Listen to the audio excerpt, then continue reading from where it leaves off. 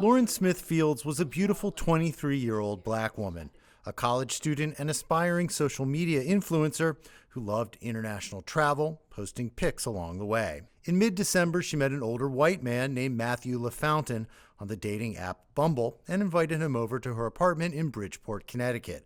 By the next morning, she was dead. According to a police report, LaFountain said the two watched a movie and drank tequila to the point where Smith Fields became sick. He says early in the morning, he woke to find her dead in bed with dried blood around her nose. Justice for Lauren! Smith Fields' family and supporters say the case wasn't taken seriously from the start. They allege police didn't secure important evidence from the apartment or adequately investigate LaFountain, and that police never even informed the family of her death. They didn't do what they're supposed to do in terms of following protocol, notifying the parents within 24 hours. That's their protocol.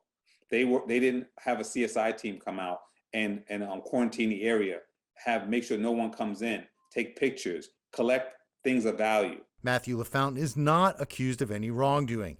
In statements to the media, his attorney says LaFountain, quote, maintains his innocence and is cooperating with investigators. The family is preparing to sue the city and police department over the handling of the case, accusing the department of a cover-up.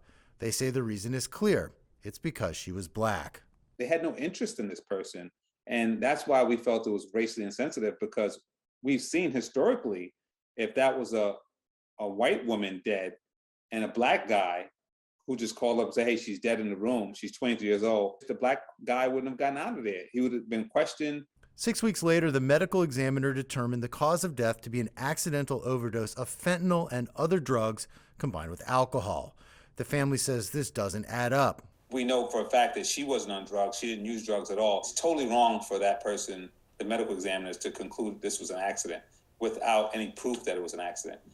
Only after the case attracted international media attention did Bridgeport police launch a criminal investigation in conjunction with the U.S. Drug Enforcement Administration. The mayor of Bridgeport is now launching an internal affairs investigation into the police department's handling of the case, but the family says this is all too little, too late.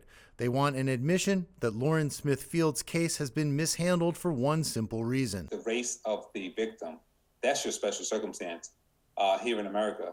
If the person is black, you get treated less, you get devalued. We come from really dark history in the country of inequalities. On her birthday last weekend, the family gathered to release balloons and remember Lauren. She would have been 24 years old. Jim Spellman, CGTN, Bethesda, Maryland.